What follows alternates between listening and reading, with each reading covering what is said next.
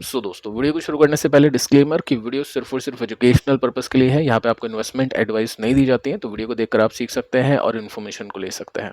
और इससे पहले एक वीडियो मैं आपको दे चुका हूँ जिसमें हमने टोटल 7 कंपनीज के बारे में डिस्कशन किया है। कुछ कंपनीज के टेक्निकल्स के ऊपर भी बातचीत की है, कुछ बड़ी खबरें हैं, फंडामेंटल्स है, साथ में टोटल मार्केट को लेकर कौन कौन सी बड़ी न्यूज़ है जो कि अभी के समय प्ले हो रही है, उसके ऊपर भी बातचीत हमने की है। अब शुरू करते हैं यूएस के मार्केट के साथ में। देखिए, डाउ जोन्स में 61 पॉइंट्स की तेजी है, तो कुछ खास तेजी यहाँ पे नहीं है। नेस्टे को भी देख लेते हैं तो उसके अंदर 119 पॉइंट्स का जंप है, आधे % की तेजी। और फैंग की बात करें तो यहाँ पे 0.70% का जंप है, यानी टेक कंपनीज के स्टॉक्स में थोड़ी बहुत तेजी वहाँ पे बनी हुई है। अब रीजन क्या है इसके पीछे का? रीजन दोस्तों है ट्रंप के टैरिफ को लेकर कुछ न्यूज़ अभी चल रही है। अब देखो, जब तक मार्केट के अंदर 1% या मोर देन 1% का जंप या गिरावट नहीं होती है ना, तब तक टैरिफ की न्यूज़ को इम्पॉर्टेंट नहीं समझना, क्योंकि ये छोटी मोटी न्यूज़ डेली बेसिस पे आएगी और मार्केट के अंदर कुछ खास इंपैक्ट नहीं होगा। इट मीन्स वो न्यूज़ इतना कुछ खास इंपॉर्टेंट नहीं है। ठीक है, तो इस तरह से अपन देख सकते हैं प्राइस एक्शन और न्यूज़ के बीच में किस तरह से हमको चीज़ों को चेक करना है, क्रॉस चेक करना है। साथ में आप देख सकते हैं फैड की जो मिनट्स हैं, जो मीटिंग की कुछ इंपॉर्टेंट समरीज होती है, वो भी इस समय स्पॉटलाइट पे है। तो उसके अंदर भी कुछ खास अभी नहीं है, नहीं तो मार्केट के अंदर तेजी मंदी होती, 1% गिरता या 1% चलता। तो ऐसा कुछ नहीं है। यहाँ पे जो मार्केट है उसने सोच रखा है कि रेट कट अभी नहीं होगा, टाइम लगेगा, जुलाई में तो शायद नहीं हो, सितंबर में होगा या नहीं होगा उसको चेक किया जाएगा। साथ में दोस्तों मार्केट के अंदर अभी काफ़ी ठंडक है, कुछ बड़ी तेजी मंदी हो नहीं पा रही है, कुछ कंपनीज है जिनके स्टॉक्स में एक्शन है, बाकी टोटल मार्केट कुछ खास नहीं कर पा रहा है। उसके पीछे का रीज़न है एफआईज का इंटरेस्ट मार्केट के अंदर नहीं होना। आप देख सकते हैं 27 तारीख को जस्ट एक बाइंग की थी, उसके बाद में 30, 1, 2, 3, 4 यहाँ पे काफ़ी बड़ी बिकवाली की। 7 तारीख को बाइंग थी या नहीं थी उसको एक ही समान मानो, क्योंकि कुछ बड़ी बाइंग अभी एफआईज नहीं कर रहे हैं। 8 तारीख को भी कोई बाइंग नहीं थी, 9 तारीख को भी कुछ भी एफआईज ने नहीं करा। अगर मैं आपको अमाउंट बताऊं तो यहाँ पे 50 करोड़ 70 करोड़ ऐसी कुछ बाइंग अभी की है 8-9 तारीख को, तो कोई बड़ा अमाउंट यहाँ पे नहीं है। जैसे चलो ठीक है, यहाँ पे भी मेंशन कर रखा है, आप नोट कर सकते हैं, ये 77 करोड़ का अमाउंट यहाँ पे मेंशन कर रखा है। उससे पहले 50 करोड़ के आसपास की आई थिंक, या 30-50 करोड़ के आसपास की बाइंग यहाँ पे की थी। तो एफआईज का इंटरेस्ट कब आएगा? जब कुछ अच्छी न्यूज़ देखने को मिलेगी। हो सकता है Q1 के नंबर्स अच्छे आते हुए देखने को मिले, टीसीएस की तरफ से नंबर्स आएंगे जल्द ही, और उसमें देखेंगे कि मार्केट कैसा उसको रिएक्शन देता है, क्योंकि एसेंचर के नंबर्स का रिएक्शन तो हम देख चुके हैं, काफ़ी नेगेटिव था। देखते हैं इंडियन कंपनीज की क्या कमेंट्री आती है अगले कुछ क्वार्टर्स को लेकर। अब दोस्तों बात करते हैं कुछ कंपनीज को लेकर, कुछ बड़ी खबरें हैं उनको लेकर। टेक्निकली फंडामेंटली अगर कुछ इंपॉर्टेंट होगा तो उसको भी हम डिस्कस करेंगे। तो देखिए दोस्तों, जो फर्स्ट कंपनी है टाटा टेक है। इस कंपनी ने पार्टनरशिप की है, एमर्सन करके कंपनी है एडवांस टेस्टिंग के लिए। ठीक है, तो ये पार्टनरशिप हो चुकी है। अब इस पार्टनरशिप से कंपनी को क्या इम्पैक्ट होगा उसको देखना काफ़ी इंपॉर्टेंट है, और उसके साथ में टेक्निकल्स भी लोग देखेंगे, क्योंकि ऑलरेडी स्टॉक अभी काफ़ी डाउन ट्रेंड में चल रहा है। ठीक है, साथ में आप देखोगे तो कंपनी के साथ में एक और टाइप हुआ था कुछ टाइम पहले ही, यानी जून में, वोल्वो कार्स के साथ में। अब क्वेश्चन ये बनता है कि इतने टाइप्स होते हैं कंपनी के साथ में, वॉल्वो के साथ में बड़ी डील हुई है, वॉल्वो एक बहुत बड़ी कंपनी है आपको पता ही है, साथ में एमर्सन के साथ में भी एक डील हो चुकी है, तो स्टॉक का प्राइस ऊपर क्यों नहीं जा रहा है? क्योंकि दोस्तों आपको क्लाइंट को देखना पड़ेगा कि कितने क्लाइंट है इसके पास में और कितने % कौन सा क्लाइंट इसको कंट्रीब्यूट करता है, मतलब किस क्लाइंट से ये बहुत ज़्यादा पैसे कमाती है। अगर आप देखोगे तो ये एयरबस को भी सप्लाई करती है, मैक्लेरन आप देख सकते हैं, होंडा है, फोर्ड है, कूपर है, ये सारी व्हीकल कंपनीज हैं। लेकिन आप यहाँ पे नोटिस करोगे ना तो मेंशन कर रखा है कि 35% की जो कमाई होती है, इसकी रेवेन्यू आता है, वो 2 कस्टमर से आता है। एक है टाटा मोटर्स और दूसरा है जैगुआर और लैंड रोवर। तो ये 2 जो क्लाइंट है ना, ये सबसे बड़े क्लाइंट है इसके। 35% की कमाई इनसे होती है। अगर ये क्लाइंट कमज़ोर हो गए तो इसकी कमाई भी कमज़ोर होगी, और अभी यही चल रहा है। टाटा मोटर्स नीचे है, उसकी सेल्स कम आ रही है। साथ में जैगुआर के जो पुराने मॉडल है उसको भी कंपनी बंद कर रही है। तो टाटा टेक को भी ऐसा लग रहा है कि जो कमाई होगी वो काफ़ी कम होगी, तो इस वजह से स्टॉक अभी नहीं चल पा रहा है। टाटा मोटर्स के ऊपर सारा खेल डिपेंड करता है। टाटा मोटर अगर अच्छा परफॉर्म करेगा तो ये कंपनी भी अच्छा परफॉर्म करती हुई देखने को मिलेगी। तो ये रीज़न है कंपनी के स्टॉक के नहीं चलने के पीछे का। बीच बीच में फॉल्स ब्रेकआउट हो जाते हैं, बट उसके बाद भी स्टॉक नीचे चल जाता है। तो कुछ मेजर ब्रेकआउट्स अगर इसमें आते हैं, सीखने के हिसाब से अपन बातचीत करेंगे। बाकी आपको भी टेक्निकल नॉलेज है, इसके चार्ट के ऊपर आप स्टडी कर सकते हैं। बाकी अभी तो स्टॉक अभी डाउन ट्रेंड में है, कोई भी मेजर ब्रेकआउट्स इसमें देखने को नहीं मिले हैं। नेक्स्ट जो कंपनी है या कंपनीज हैं, 3 कंपनीज के नेम्स हमें मेंशन कर रखे हैं, बीएससी है, एंजल वन और सीडीएसएल है। ये तीनों शेयर रिबाउंड होते हुए देखने को मिले हैं। सेबी की तरफ से क्लैरिफिकेशन आ चुका है ऑप्शंस लिंकेज का। ऑप्शन लिंकेज में आपको बता चुका हूँ क्या होता है, जिसमें आपके कॉल पुट होते हैं, डेरिवेटिव मार्केट की जो भी कॉल या पुट जिसने भी इन्वेस्टर ने ऑप्शंस में काम किया, उसको रिलेट कर सकते हैं, उसको कनेक्ट कर सकते हैं कैश मार्केट के साथ में, ताकि ज़्यादा हलचल ना हो, हेजिंग भी हो जाए। ठीक है, तो ये इसको लेकर सेबी की तरफ से कुछ आए थे कमेंट, तो अभी आप देख सकते हैं यहाँ पे सेबी ने बोल दिया है। देखो होगा क्या इसकी वजह से, कैश मार्केट के अंदर वॉल्यूम इंक्रीज हो जाएगा क्योंकि लिंक करेगी उसको, और इंक्रीज हो जाएगा तो कैश मार्केट का फायदा होगा, ऑप्शन में ट्रेडिंग कम होने लग जाएगी। सेबी देखो अभी क्या कर रहा है, एक और चीज के ऊपर सेबी अभी कंसीडर कर रहा है, विचार कर रहा है कि कैश मार्केट के अंदर वॉल्यूम बढ़ा है। कैसे कि आप लोग स्टॉक को शॉर्ट कर पाए बिना पुट को खरीदे, बिना फ्यूचर को बेचे, कैश की ही कंपनी के स्टॉक को आप बेच दें। जैसे अभी आप बाय करते हो उसके बाद में ऊपर जाता है तो बेचते हैं, लेकिन आप बाय नहीं करो, सीधा ही उसको बेच दो स्टॉक लेंडिंग यानी उधार लेकर, जो भी आपके ब्रोकर है उससे। ऐसा कुछ यहाँ पे सेबी विचार करा है। अब इसकी वजह से क्या होगा, इस लिंक की वजह से क्या होगा, liquidity in the cash market will increase, ये बढ़ेगी, और डिक्लाइन होगा ऑप्शन मार्केट के अंदर। ठीक है, तो ये सब चीजें अभी आप नोट कर सकते हैं, और इसकी वजह से क्या होगा, बीएससी की कमाई कम हो सकती है, एंजल की कमाई कम हो सकती है, क्योंकि ट्रेडिंग एक्टिविटी की तरफ से ही उनको कमाई होती है। कैश मार्केट के अंदर ब्रोकरेज कुछ है ही नहीं, ट्रेडिंग जितना करोगे उतना ही उनको कमाई मिलेगी। तो ट्रेडिंग कौन करेगा, जब कैश मार्केट के साथ में इसको लिंक कर देंगे, तो ये एक पॉइंट है। सो यहाँ पे दोस्तों इन्होंने बोला है, मतलब सीबी ने बोला है कि ऐसा अभी हम, देखो मैं आपको बता देता हूँ पॉइंट क्या है यहाँ पे। पॉइंट ये है कि सेबी ने बोला है कि हम है ट्रांसपेरेंट। अभी आप जो भी न्यूज़ देख पा रहे हो ना, वो सब अफवाह है। हम जो भी कुछ करने वाले हैं वो सब पब्लिक के सामने होगा, सारी चीज़ें पब्लिक को पता चलेगी। कुछ भी चेंजेस करेंगे तो उसको रेगुलेटरी की तरफ से लेटर लिख देंगे जो आपके सामने पहुंच जाएगा। जब तक हम कुछ भी नहीं बता रहे आपको, तो समझ जाओ कि हम कुछ नहीं कर रहे हैं। तो ट्रांसपेरेंसी है हमारी तरफ से, जो भी कुछ होगा हम आपको इन्फॉर्मेशन उसकी देंगे। तो इसकी वजह से कुछ कंपनीज हैं जिनके स्टॉक्स में आज थोड़ी सी तेजी बनी। बीएससी 2% के साथ में चला गया, इन्वेस्टर सोच रहे हैं कि ऐसा कुछ नहीं होगा, इनकी ट्रेडिंग वॉल्यूम बढ़ेगा ही बढ़ेगा, तो उस वजह से कंपनी को फायदा चलेगा, तो स्टॉक ऊपर गया। एंजल वन भी आज ऊपर गया और सीडीएसएल भी आज ऊपर गया था इसी की वजह से। इसके बाद में दोस्तों नेक्स्ट कंपनी है सोनाकॉम्स, और इसमें जो न्यूज़ आई है ओपन मार्केट के अंदर आई है, इम्पैक्ट कुछ खास हुआ नहीं है। न्यूज़ दोस्तों ये है कि टेस्ला ने इंश्योर किया है इंडियन सप्लायर को अबाउट टैरिफ कंसर्न्स। इसका मतलब टैरिफ की वजह से क्या होगा, टेस्ला हो सकता है इंडिया से माल इंपोर्ट ना करे क्योंकि उसको ज़्यादा पैसे देने पड़ेंगे, टैरिफ लग गया है। क्योंकि इंडिया भी टैरिफ लगा रहा है, यूएस भी टैरिफ लगा रहा है, लेकिन टेस्ला ने बोल दिया है कि हम आपसे माल खरीदेंगे, उसमें कोई दिक्कत यहाँ पे नहीं है। तो ये न्यूज़ है, इम्पैक्ट कुछ खास यहाँ पे हुआ नहीं है। साथ में एक और न्यूज़ आप देखोगे तो ये 30 जून की इंपॉर्टेंट न्यूज़ है कि कंपनी एम करी है प्रोड्यूस करने की रेयर अर्थ मैग्नेट्स, क्योंकि डिपेंडेंस अपन कम करेगी इंपोर्ट करने से। अपन चाइना से खरीदते हैं रेयर अर्थ, और चाइना भी रोक भी रहा था यूएस को देने से, इंडिया को देने से, मतलब यूएस को देने से हम बोल सकते हैं, इंडिया को भी कभी हो सकता है मना कर दें। तो सोनाकॉम्स इसको काम करेगी, इसके ऊपर प्रोड्यूस करेगी इसको, ये भी एक अच्छी न्यूज़ इस कंपनी के लिए देखने को मिलती है। साथ में भी टैरिफ चल रहा है, तो उसकी वजह से स्टॉक नीचे है, नहीं चल पा रहा है, 400 रुपीज़ के आसपास सपोर्ट है। देखते हैं तीसरी बार ये बॉटम टच करता है, उसके बाद में ऊपर जाने की कोशिश करता है या नहीं। अभी तो सारा खेल डिपेंड कर रखा है Q1 के रिजल्ट्स के ऊपर। अगली जो कंपनी है दोस्तों, इसका नाम है रिलायंस इंडस्ट्रीज। ओपन मार्केट की न्यूज़ है, 2:35 की, और जैसी दोस्तों ये न्यूज़ आती है ना 2:35, आप टाइम यहाँ पे नोट करो। न्यूज़ आते ही स्टॉक का जो प्राइस है ना वो गिर जाता है, क्रैश। क्रैश मतलब इतना बड़ा क्रैश नहीं है, यहाँ पे जस्ट 1.21% की गिरावट है। हो सकता है कल देखते हैं कैसा होता है, क्योंकि मार्केट बंद हो गया था न्यूज़ आने के बाद से ये गिर रहा था। ठीक है, न्यूज़ दोस्तों ये है कि जियो प्लेटफॉर्म ने अपनी आईपीओ की जो प्रोसेसिंग है, जो प्लान है, उसको डिले कर दिया है, उसको लेट कर दिया है। इन्वेस्टर्स ये सोच रहे थे 2025 में ये कंपनी आएगी आईपीओ को लेकर, बट ऐसा कुछ नहीं है, 2025 में कंपनी नहीं आएगी।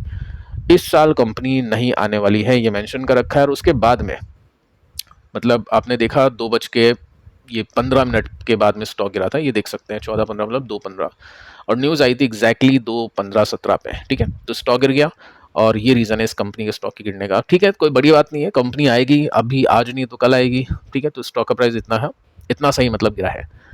अब देखो हम यहाँ पे बात करते हैं एक बड़ी खबर को लेकर, जो कि है प्रमोटर के लिए या पीई के लिए, यानी प्राइवेट इक्विटी इन्वेस्टर्स जो भी होते हैं, जो भी अनलिस्टेड स्टॉक्स को लेते हैं, उसके बाद में जब कंपनी लिस्ट होती है तो उनका एक लॉक इन पीरियड होता है।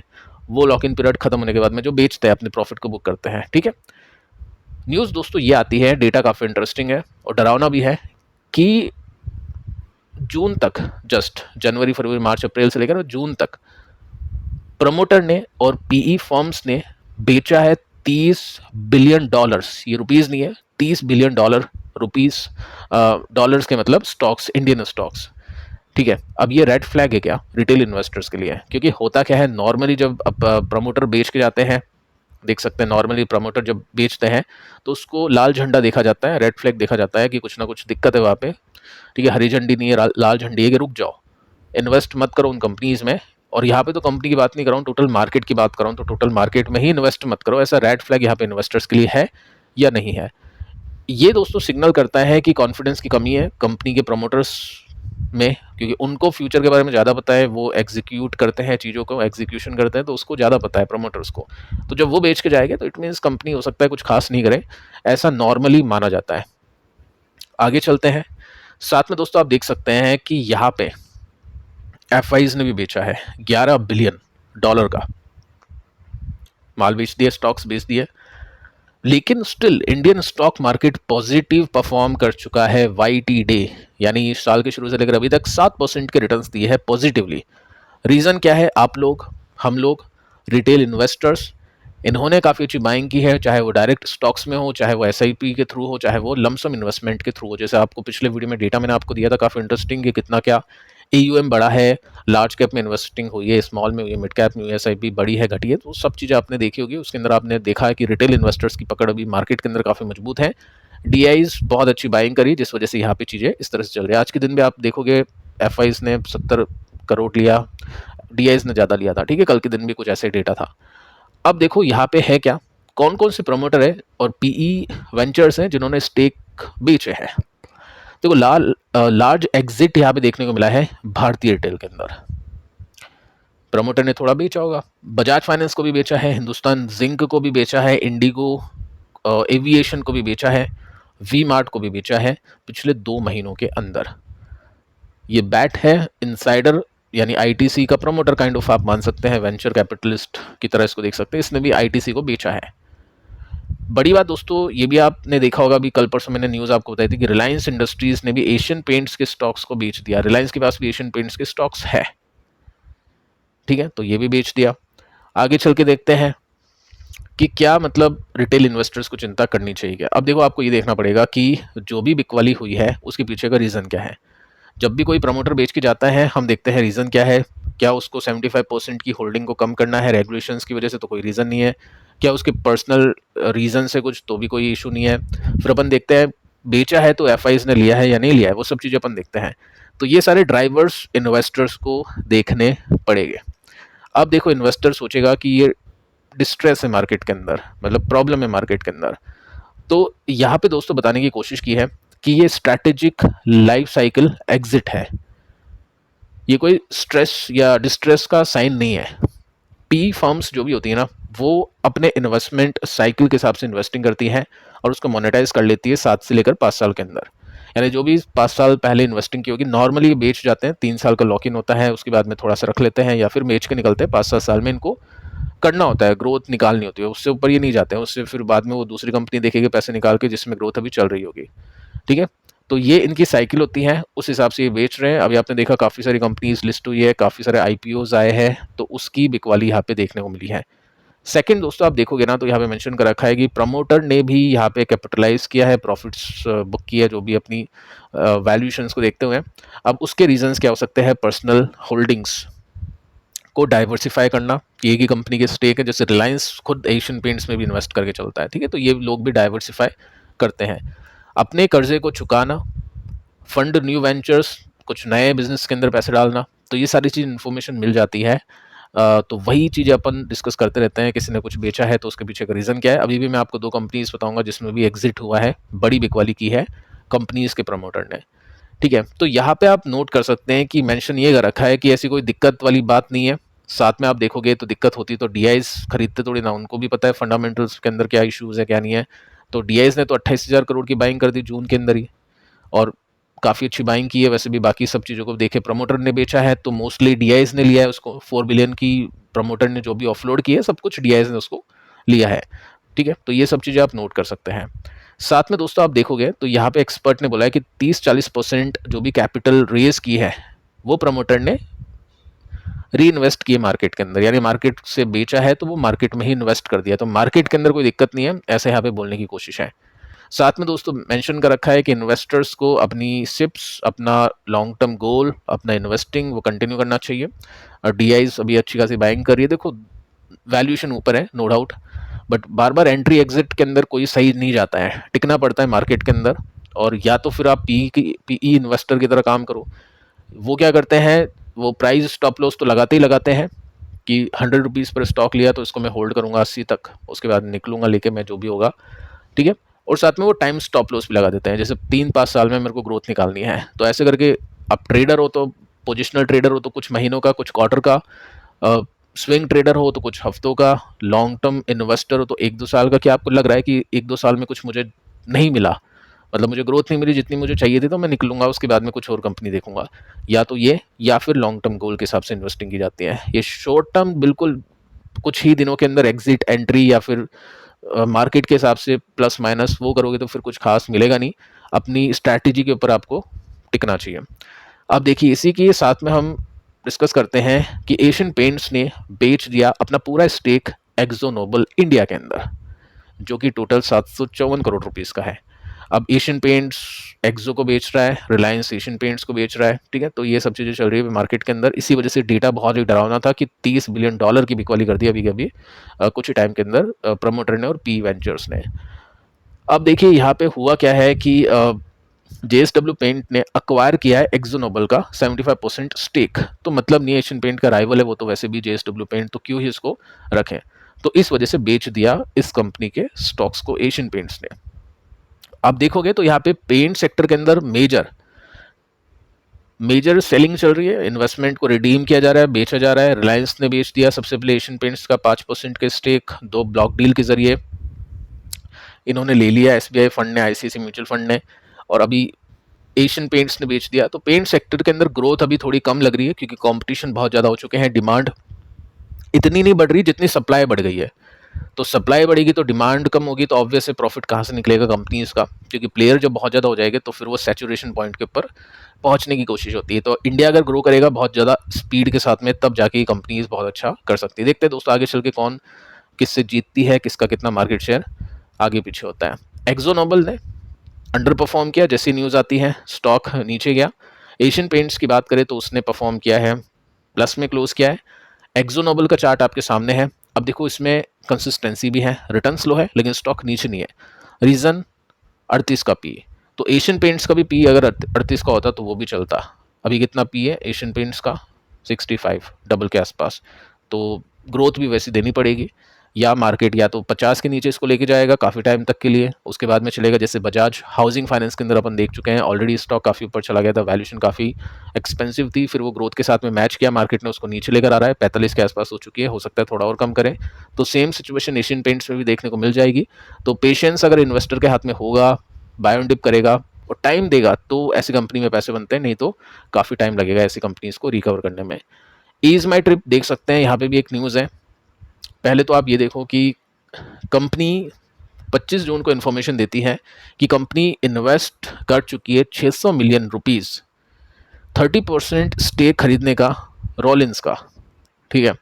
अब न्यूज़ आती है आज शाम को 5-6 बजे के आसपास कि कंपनी टर्मिनेट कर दी है एग्रीमेंट रोलिंस के साथ में। जो भी खरीदा था सब खत्म हो गया, मतलब जो भी रफा दफा हो गया, पेमेंट वगैरह सब मिल गया होगा, क्योंकि रोलिंस ने विड्रॉ कर दिया इस डील से।